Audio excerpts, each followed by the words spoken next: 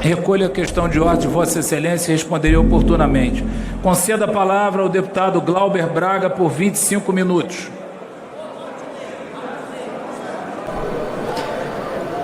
Você que está ligado na TV Câmara, na rádio, também na internet, nas mídias sociais da Câmara dos Deputados, a gente transmite as votações pelo canal da Câmara no TikTok, no YouTube, também no Facebook, no X e no Instagram.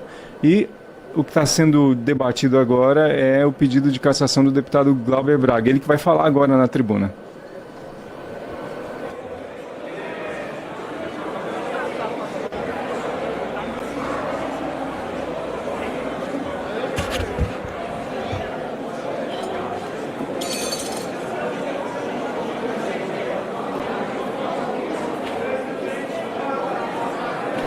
Você que acompanha a gente pela Rádio Câmara, o deputado Glauber Braga já está na tribuna, tomou um copo com água e já vai começar a falar.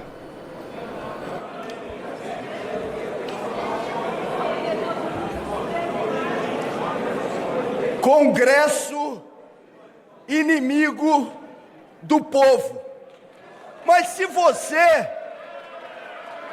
você não é deputado inimigo do povo, você não deve se sentir ferido com a minha fala. Se você age de acordo com a consciência pública e acha que os seus eleitores não têm do que se envergonhar, eu tenho certeza que não se zanga como eu não me zango, como muitas deputadas e deputados não se zangam, quando essa expressão é dita. Agora, deputados e deputadas, não imaginem que eu vou ter as minhas convicções cerceadas e deixar de exercer o papel como deputado para me salvar. Sobre a minha mãe e sobre o que aconteceu, eu confesso para os senhores e para as senhoras, para defender a minha família, eu sou capaz de muito mais do que um chute na bunda. Muito mais. Para defender a minha família, um chute na bunda, eu confesso a vocês, é nada. Todas as vezes que eu lembro da minha mãe, eu me emociono. Minha mãe, uma mulher honrada, que cavou o chão com as unhas. Aquele pobre diabo, que por 7 vezes me atacou em espaços públicos, e na 5ª vez falou o que falou da minha mãe, não sabia o que estava dizendo, não sabia. Ele não está mais na minha cabeça. E eu nem carrego mais mágoa em relação àquele pobre diabo. Não carrego. Agora, fale de minha mãe, fale de meu filho, ameace minha família para ver do que eu sou capaz de fazer. Eu prefiro nem imaginar. Alguns das senhoras e dos senhores podem achar que a minha ação foi destemperada. Olha, ação destemperada de quem aguentou por 7 vezes consecutivas um provocador indo atrás de mim nos espaços públicos e dizendo tudo o que disse de minha mãe. Eu não posso, senhores e senhoras, pedir desculpas por defender uma mulher honrada que naquele momento não podia se defender pessoalmente porque estava com Alzheimer e que veio a falecer alguns dias depois. Não, eu não posso pedir desculpas. E nem posso dizer, mentindo, para as senhoras e para os senhores que me arrependo do que fiz. Pela minha família, eu sou capaz de muito mais do que um chute na bunda. Eu não vou deixar de defender as minhas teses aqui. Eu não vou deixar, senhoras e senhores, de denunciar o orçamento secreto. Olha, que deputado pequeno eu seria se hoje, então, a depender dos votos dos parlamentares, eu subisse a essa tribuna e fingisse que esse assunto não existe. Não farei. Eu vou continuar defendendo as teses que são caras, não só ao mandato, mas à sociedade brasileira. Eu atendi a uma solicitação que foi feita por amigos, por amigas, por aliados, pela minha família, por companheiros, inclusive, que fizeram essa solicitação no dia de hoje aqui. Faça a discussão prioritária dos temas em detrimento da adjetivação dos sujeitos. Vou continuar adjetivando as situações, as circunstâncias, os fatos. Agora posso procurar um diálogo com as senhoras e com os senhores de maneira firme e respeitosa.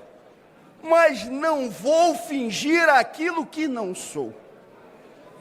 Não vou chamar o deputado num canto e dizer: deputado, me perdoe, eu não falo mais sobre orçamento secreto. Não farei. Eu não vou deixar de dizer aquilo que já disse em relação ao ex-presidente da Câmara, o senhor Arthur Lira. Todo mundo aqui sabe, convenhamos, essa tentativa de cassação não tem absolutamente nada a ver com o chute na bunda dado no provocador.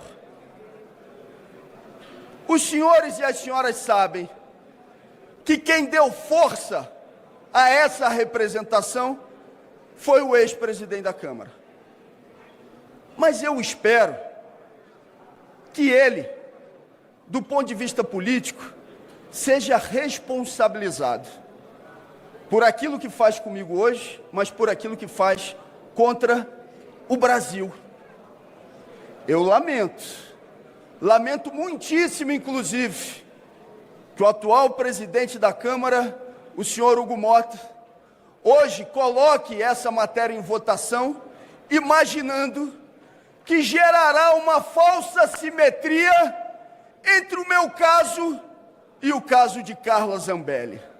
Senhoras e senhores, do ponto de vista prático, Carla Zambelli já está cassada, porque já tem uma decisão do Supremo Tribunal Federal que retira da parlamentar os seus direitos políticos, deputada que hoje, inclusive, está presa na Itália pelos crimes cometidos. Não venham querer me igualar com o caso de Eduardo Bolsonaro. Eu não conspirei contra o meu país no exterior. Eu não promovi ações de ataque à classe trabalhadora do nosso país. Você pode discordar daquilo que eu estou dizendo, mas você não pode calar a minha boca e me impedir de dizê-lo. Senão, eu serei um deputado cassado antes da votação. Se for para não discutir os grandes temas, para não falar o que é fundamental e simplesmente me comportar, imaginando que com isso possa ter a boa vontade de alguns para que a cassação não se dê. Senhoras e senhores, o que eu estaria fazendo era me cassar previamente e me corrompendo. Eu pergunto aos deputados e deputadas, e principalmente ao povo que está nos assistindo, durante todo esse período que eu aqui estou, desde o ano de 2009, e não é pouco tempo, existe uma única denúncia de corrupção contra mim? Existem, deputados? Não tem uma única denúncia de corrupção desde o ano de 2009. E eu agora, então, sou retirado à força do mandato, sem ter cometido crime.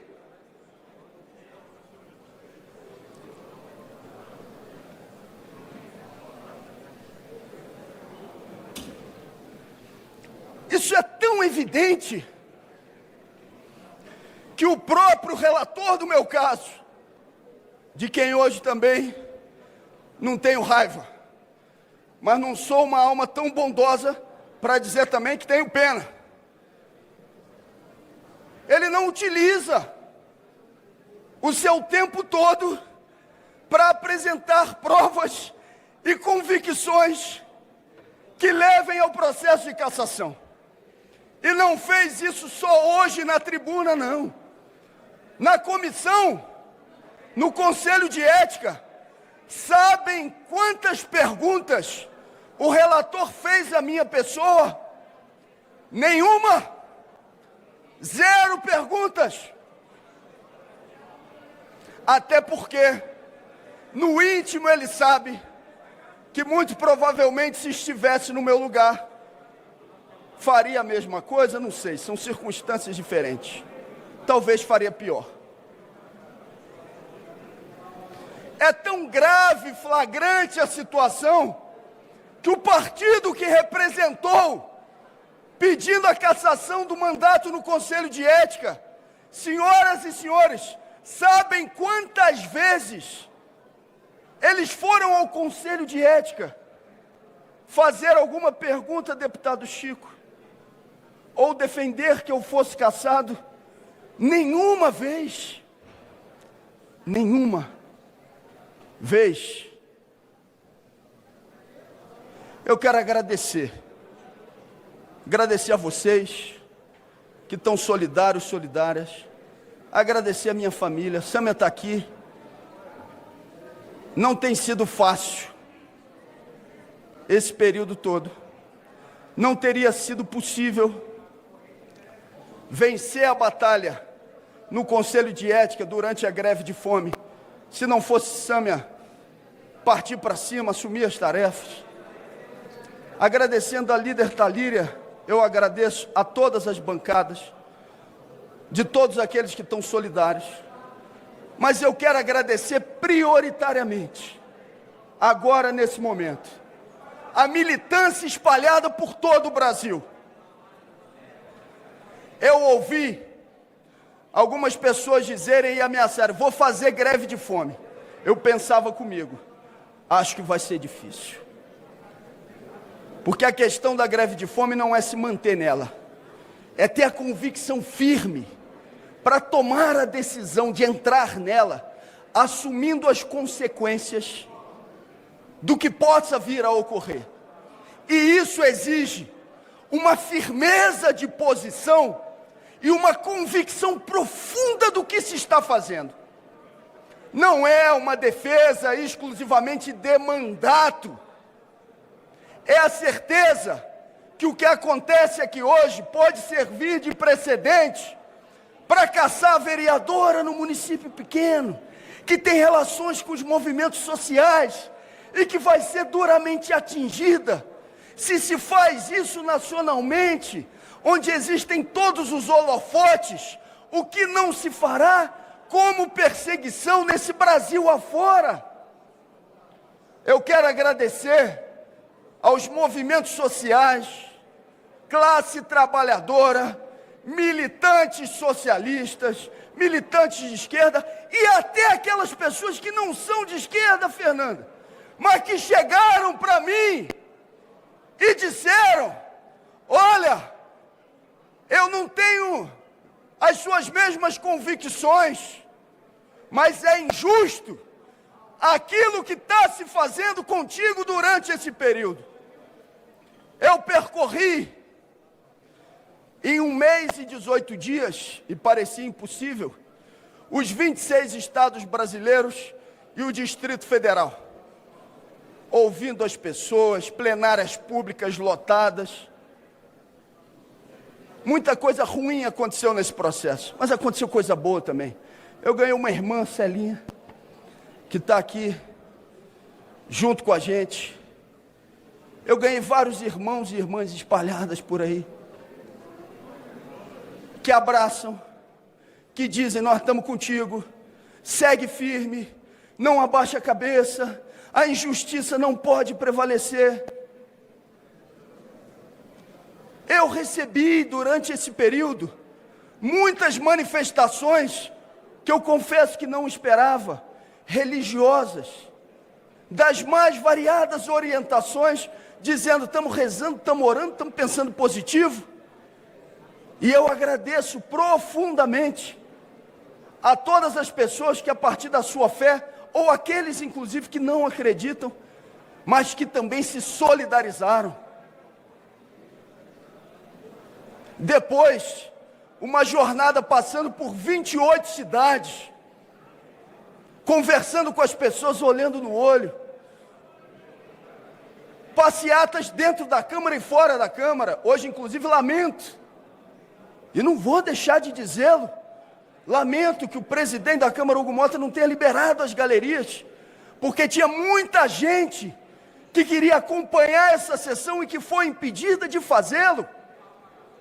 Eu pensei, inclusive, fazendo esse agradecimento profundo, que hoje aqui eu estaria nervoso, mas eu estou tomado de uma profunda calma.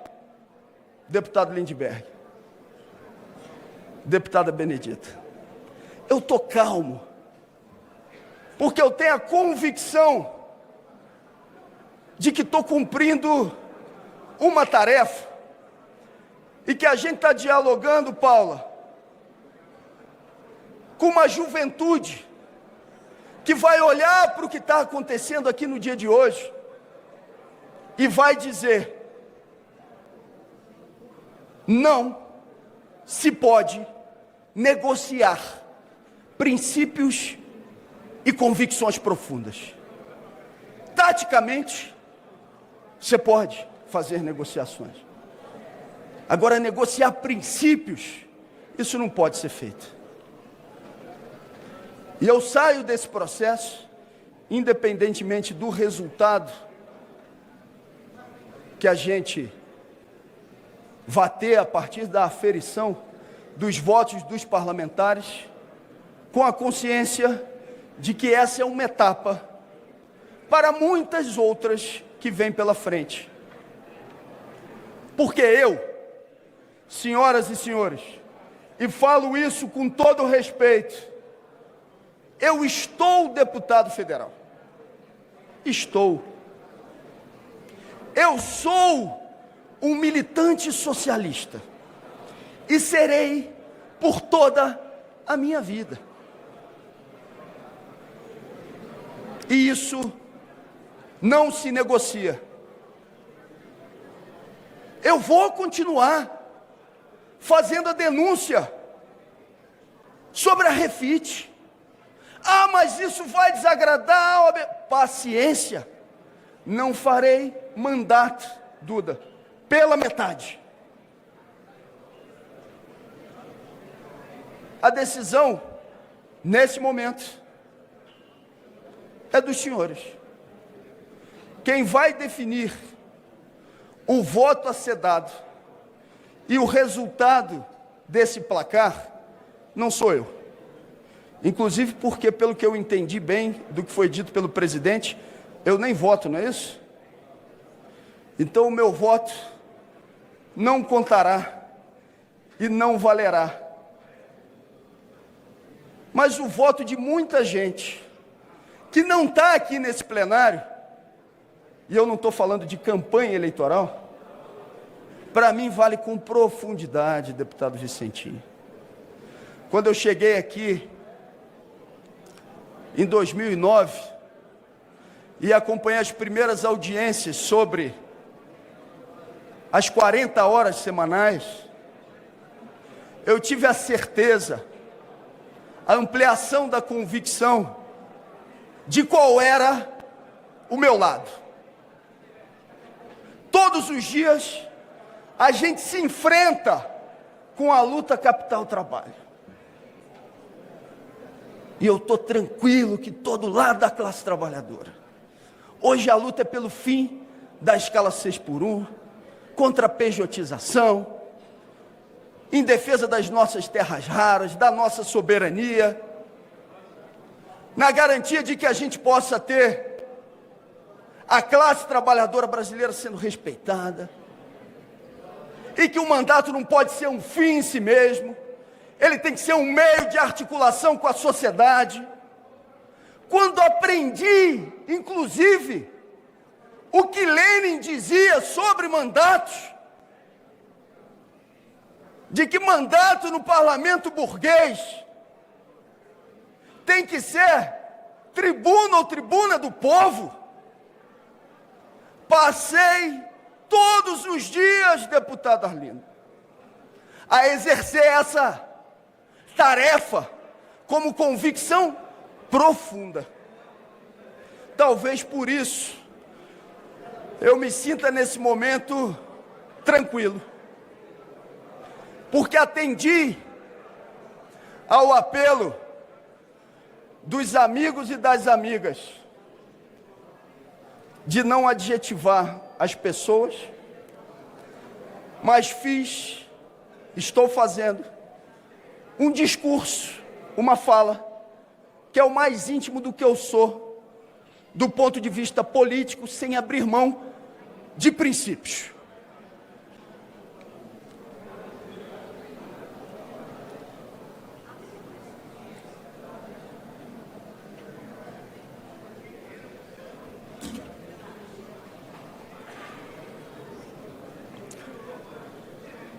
Eu quero agradecer a uma pessoa que não está aqui nesse momento,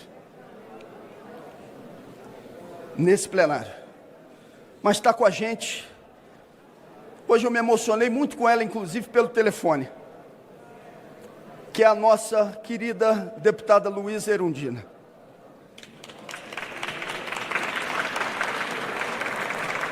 Erundina, hoje no telefone, me disse que eu sou o filho que ela não teve.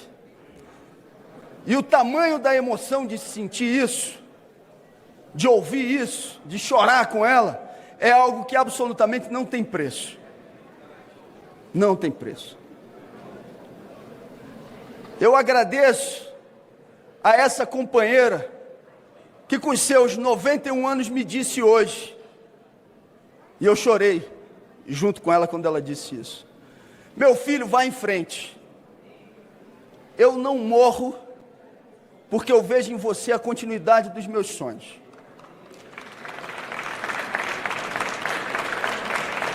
Ouvi, deputado Orlando, de Luísa Erundina uma frase como essa, para mim é a melhor recompensa, que não é financeira, que alguém que está na militância e na luta política pode ter.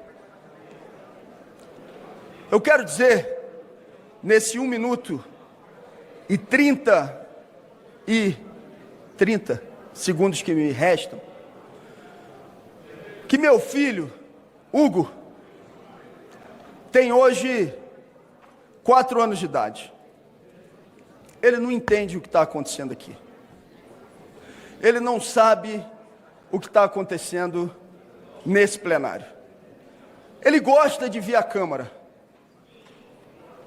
talvez até tenha mais empolgação para vir do que eu mesmo. Ele gosta de subir nesses carpetes. Mas daqui a alguns anos, ele vai ver esse vídeo. Ele vai saber o que aconteceu aqui no dia de hoje. E eu quero muito que o meu filho, vendo essa cena, vendo essas imagens, saiba que ele não tem motivo, como eu não tive nenhum motivo para me envergonhar da minha mãe, como ele não tem motivo para se envergonhar do pai dele.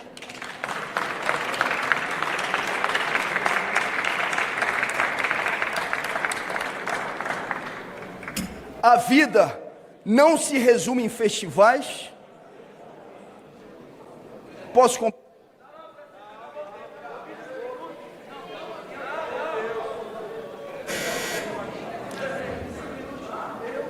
Calma, são só 30 segundos. A vida não se resume em festivais, mas o ferimento a liberdades democráticas e calar um mandato de quem não se corrompeu é sim uma violência.